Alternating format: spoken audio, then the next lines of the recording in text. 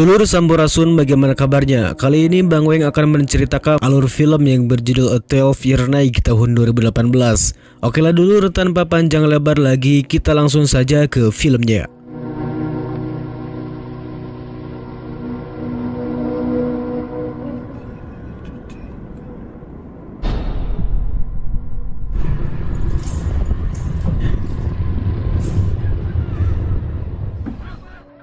Pada tahun 1973 menjadi awal mula kebangkitan rejim diktator Uruguay di bawah Presiden Juan Maria Bordaberry, yang mana sistem pemerintahan tersebut berjalan selama 12 tahun menggantikan sistem demokrasi, dan sistem ini disebut-sebut sebagai tahun-tahun kelam pemerintahan Uruguay sebelum akhirnya sistem demokrasi berhasil hidup kembali di tahun 1984. Seiring dengan bangkitnya rejim tersebut, maka dimusnahkanlah berbagai bentuk kelompok politik yang dianggap berlawanan dengan pemerintah, termasuk Partai Komunis Uruguay dan kelompok gerilyawan Tupamaro.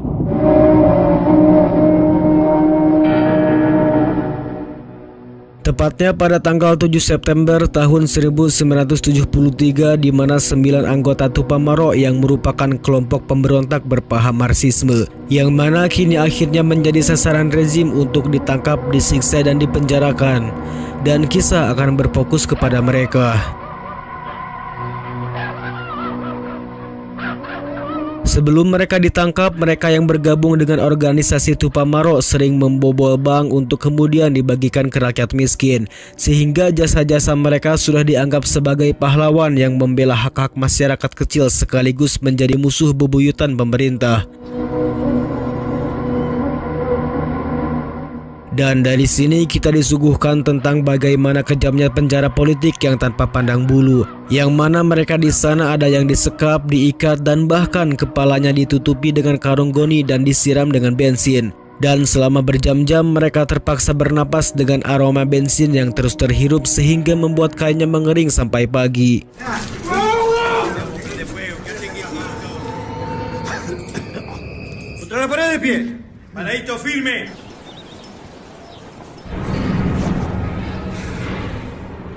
Di sana ada Sinodarin atau Mauricio atau yang kita panggil dengan Russo, dan ada juga Antonio de la Torre yang sering dipanggil Jose Mujica atau Pepe, yang terakhir ada Fernandez.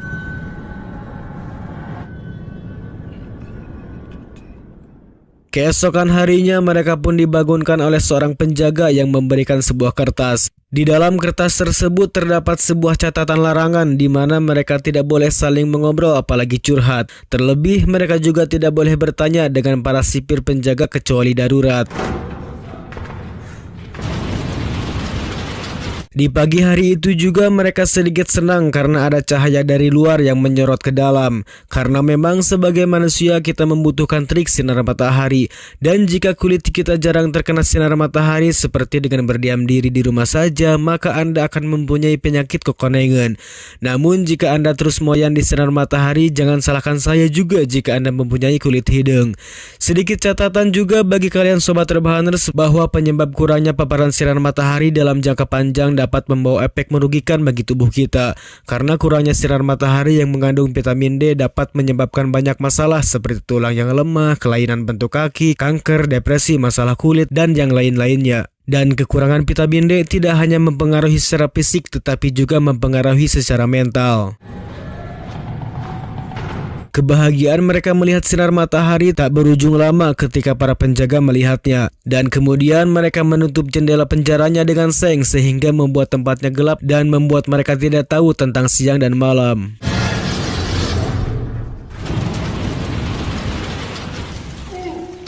Satu tahun kemudian, di keheningan ruangan yang sepi dan diiringi dengan perut yang kosong ditambah dengan kurangnya berkomunikasi, mereka semua terlihat sudah lemah tak berdaya, seakan-akan penjara menjadi seperti neraka untuk mereka.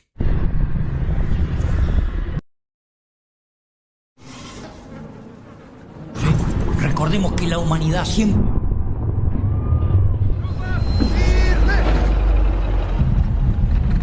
Dan tak lama kemudian datanglah seorang jenderal yang bernama Sargento. Kedatangan dirinya hanya untuk menyampaikan bahwa keluarga mereka selalu mencarinya. Si jenderal yang merasa risih atas keluarga mereka, dia pun membolehkan untuk menemui keluarganya dengan syarat tidak boleh mempersulit situasi dan kondisi. Yang mana nanti ketika mereka bertemu dengan keluarganya, mereka tidak boleh memberitahu tentang kepedihan dan siksaan yang dialami mereka saat di penjara. Son rehenes. Yo me mataría. Dejar que vos la veas, pero no me... Ahora los vamos a volver locos. Dan sebelum mereka bertemu dengan keluarganya, mereka terlebih dahulu dibersihkan oleh para sipir di sana dengan alasan untuk memanipulasi supaya tidak terlihat tekanan dan penderitaan yang dideritanya selama ini.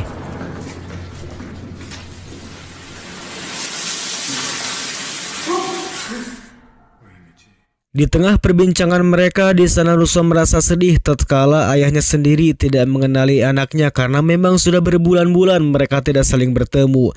Sehingga hal itu membuat para sipir resah untuk kemudian Russo pun dibawa ke ruangan tahanan kembali.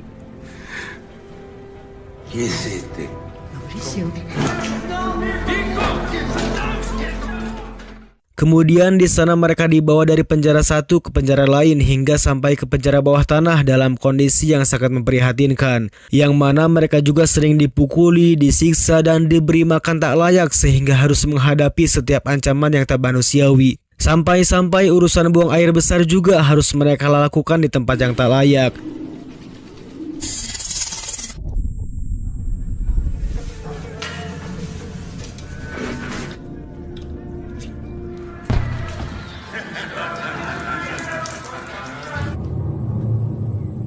Dan karena mereka dilarang untuk berbicara satu sama lain, mereka terpaksa berkomunikasi lewat isyarat. Kemudian menerjemahkan setiap ketukan dengan kata-kata hanya karena ingin memastikan setiap informasi yang tersampaikan di antara mereka.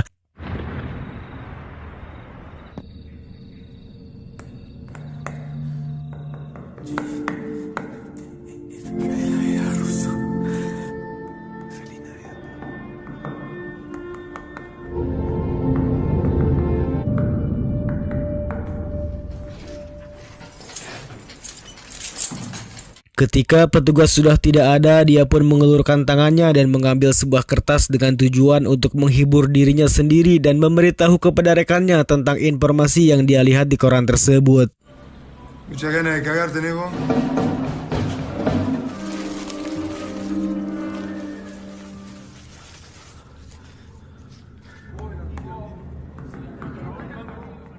Sementara di ruangan lain, Pepe selalu dihantui dengan halusinasi bersama ibunya dan halusinasi yang ia pikirkan membuat hidupnya tidak tenang.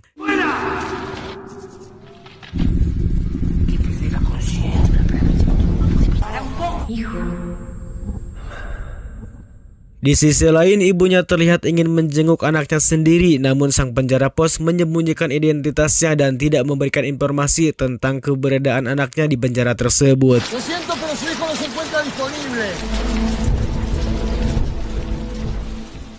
Setiap tahun mereka semua selalu dipindahkan dari penjara satu ke penjara lainnya, sehingga hal itu membuat mereka harus menghuni tempat yang jauh dari kata layak. Tempat yang sangat kotor, sempit, penuh tikus, dan bahkan di dalam penjara pun mereka tidak diizinkan melewati garis putih.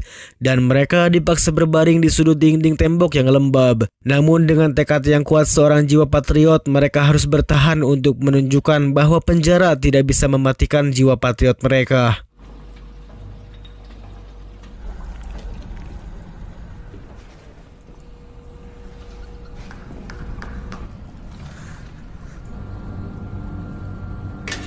Dan di tengah ruangan yang tidak layak juga, sama sekali tidak ada alat apapun untuk menghibur diri mereka. Dan mereka semua dirungsingkan dengan para sipir yang berbicara dengan lantang membicarakan tentang kekasih mereka masing-masing. Di situ Russo dengan senang hati ingin membantunya membuat sebuah surat untuk kekasihnya dengan cara didiktekan dan ditulis oleh si sipir kemudian diberikan kepada kekasihnya. Sedikit informasi bahwa dia juga mempunyai hobi tersendiri, yaitu merangkai sebuah kata-kata tentang cinta atau bisa disebut seorang penulis. Dan hal itu menunjukkan betapa kreatifnya beliau yang mampu menggunakan otaknya dengan baik di situasi yang menimpanya di kala itu. Wajarnya jika seorang manusia normal pada umumnya apabila orang tersebut terus ditindas dan disiksa batinnya, maka kemungkinan orang tersebut tidak mampu memakai otaknya dengan baik. Sehingga sampailah kabar bahwa Russo telah bisa membantu seorang sipir untuk menggapai cintanya.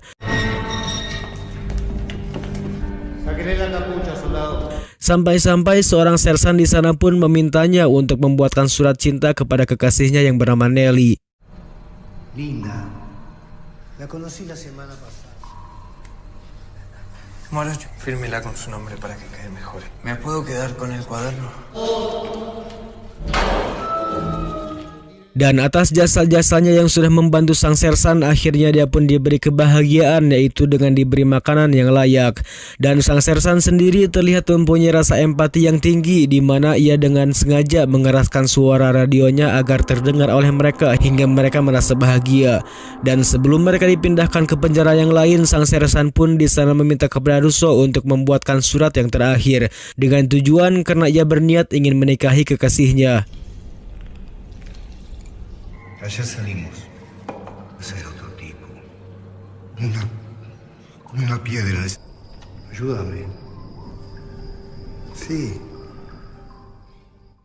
Beberapa tahun kemudian, kini mereka tidak pernah melihat sedikit pun keindahan alam. Hingga suatu saat ketika ia sedang kencing di pinggir jalan, Russo meminta kepada sang petugas untuk membukakan kain penutupnya agar bisa melihat keindahan. Sehingga saat dibuka, mereka pun akhirnya merasa bahwa mereka seakan-akan hidup kembali. Singkat cerita, mereka pun akhirnya dipindahkan ke ruangan bawah tanah yang sempit. Sehingga kesempitan ruangan itu membuat mereka tidak bisa bergerak dengan leluasa. Dan tempat yang tidak layak dihuni macam itu akhirnya membuat pikiran mereka tidak normal. Ditambah dengan ruangan yang begitu sempit menjadikan pikirannya buntu dan berhalusinasi yang tiada arti.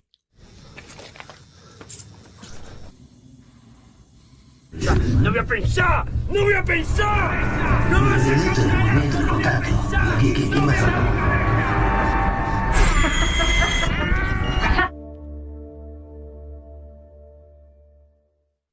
Sementara itu di penjara yang berbeda, Pepe mendengarkan seorang sipir yang sedang menulis skripsi. Kemudian dengan kemampuan yang dia miliki, dia pun menulis ketikan itu di sebuah sabun dan dibaca kembali untuk menghibur dirinya sendiri.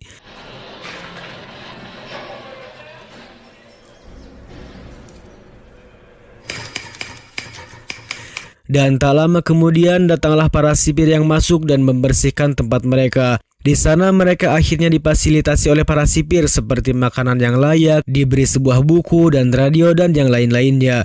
Dengan fasilitas tersebut akhirnya membuat mereka cukup bahagia.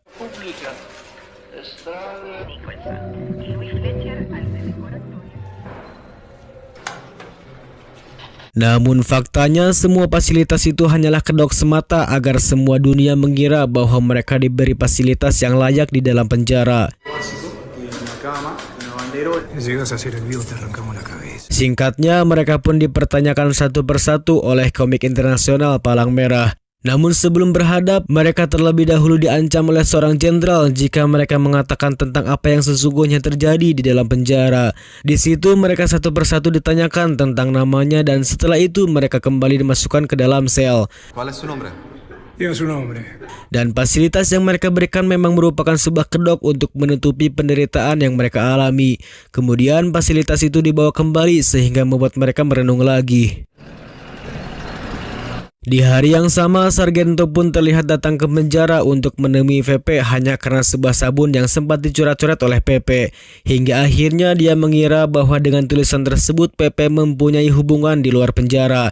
Karena yang sudah kita tahu di awal bahwa mereka tidak boleh mengobrol satu sama lain, termasuk tidak boleh ada akses kontak berbicara di luar penjara maupun dengan para sipir yang bertugas di sana. Untuk itu dia pun meminta Pepe untuk menjelaskan apa yang dimaksud dengan tulisan tersebut. Di sana Pepe menjelaskan bahwa itu hanyalah sebuah tulisan sistem untuk bermain judi dan di situ juga Pepe mengatakan menjelaskannya secara detail. Es un cálculo de probabilidades para jugar a la ruleta. El número de intentos que usted tiene entre la posibilidad de ganar en un 20, en un 40. Una macana no haberte matado cuando tuve la oportunidad de hacerlo. Dan di tengah perbincangan mereka, kita dibawa flashback pada tahun 1973 yang merupakan asal muasal mereka ditangkap. Di sana datanglah beberapa kompi tentara termasuk Sargento yang langsung menembak kediaman Pepe. Sehingga dengan hal itu membuat sebagian keluarganya meninggal dunia. Sementara tujuan Sargento sendiri datang ke sana adalah untuk membasmi sebagian kelompok yang dianggap melawan pemerintah. Dan di hari itulah kelompok yang diberi nama Tupamaro pun diincar dan dicari untuk dimusnahkan. Sehingga sebagian dari mereka ada beberapa orang yang meninggal, sementara yang tersisa hanya mereka bertiga yang selama ini dipenjara untuk membuat mereka gila. Llamen a Marcos y a Sabrina. ¡Para arriba! Y soy responsable y acepto mi castigo. Y ni usted ni nadie. Yo sé con la cruz que cargo. Pero usted...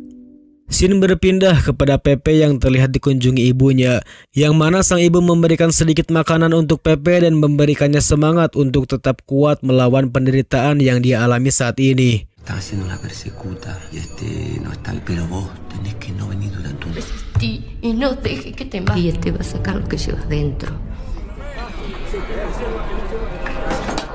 Di suatu hari ketika para sipir dan atasan merayakan hari kemerdekaan, di sana Pepe berteriak meminta barang yang diberikan ibunya tadi. Sehingga hal itu membuat mereka semua merasa hariwang. Oleh sebab itu dia pun diberi pelajaran oleh seorang sipir yang bernama Sapito, yang mana dia memerintahkan untuk diam dan tidak boleh mengganggu perayaan yang sedang berlangsung. Di sana Pepe pun hanya memintanya untuk memberikan sedikit makanan yang telah diberikan oleh ibunya. Dan jika tidak diberikan, maka dia akan memberitahu kepada sipir lain tentang Sapito yang mempunyai penyakit sipilis. Pedile mi yerba, que me lo trajo la... Kemudian dia pun dibawa ke seorang psikiater yang bernama Filamil. Di sana Pepe menjelaskan bahwa dirinya menderita gangguan telinga karena telah dimasuki alat perekam oleh para penjaga. Mendengar hal itu, sang dokter pun langsung memberikan sebuah solusi dan resep agar membuat pikirannya tetap sehat. Namun di sana Pepe sama sekali tidak menginginkan sebuah obat atau ramuan jamu-jamu, tapi di sana dia hanya menginginkan sebuah buku untuk dibaca dan dengan cara itu menurutnya akan membuat pikirannya normal. No sabemos todavía si es algo crónico, si es algo agudo. Eso le va a venir Necesito bien. dormir, doctora. Voy a hacerle llegar algo para leer. ¿Sabe usted que es la primera mujer que... Me levanté y volví a trabajar. Setelah bertahun-tahun mereka disekap di penjara, ancaman, siksaan hingga intimidasi terus dilakukan kepada mereka. Hingga tepat 10 tahun mereka di penjara, di sana mereka mendengar sebuah radio yang memberitakan tentang freedom pemilihan presiden Uruguay, yang mana para rakyat Uruguay memilih mendukung untuk menggunakan sistem demokrasi kembali, sehingga dampak demokrasi terhadap tahanan politik, hal itu cukup memberikan kebebasan. Dan dengan sistem demokrasi itu, para tahanan penjara akan mendapatkan tempat penjara yang cukup layak.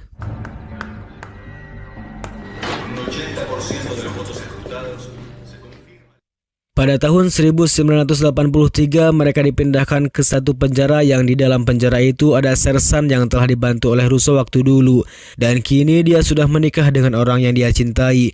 Dan karena atas jasa dan bantuan darinya, sang sersan dengan senang hati akan memberikannya bantuan. Namun bukanlah makanan dan tempat yang layak yang Russo minta, melainkan dia meminta kepadanya untuk dipertemukan dengan sahabat lamanya.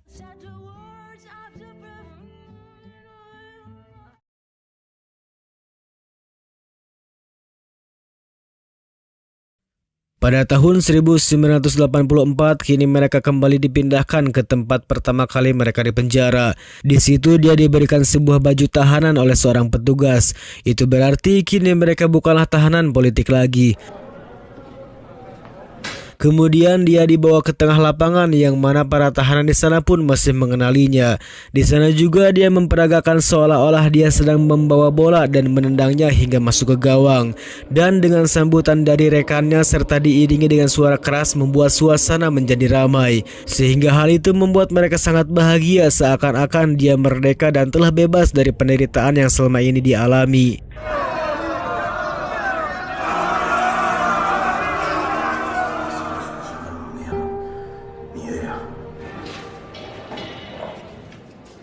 12 tahun kemudian, kini sistem pemerintah telah kembali menjadi sistem demokrasi.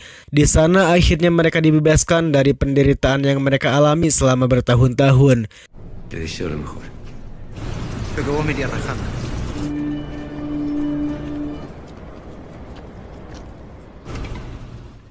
Singkatnya, terlihat perjalanan pulang mereka disambut dengan hangat oleh keluarga dan warga setempat. Hingga kini akhirnya mereka semua bisa bertemu kembali dengan keluarganya masing-masing dan menjalani hidup yang berbeda, di mana Fernandes berpartisipasi sebagai Menteri Pertahanan.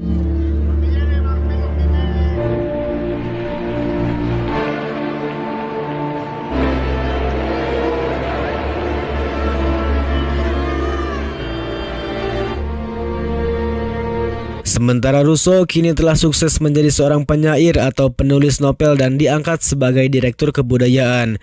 Yang terakhir, Jose Veve dilantik sebagai Presiden Uruguay pada tahun 2010 dan dia dicatat sebagai presiden termiskin di dunia, yang mana beliau menghibahkan 90% gajinya untuk rakyatnya sendiri.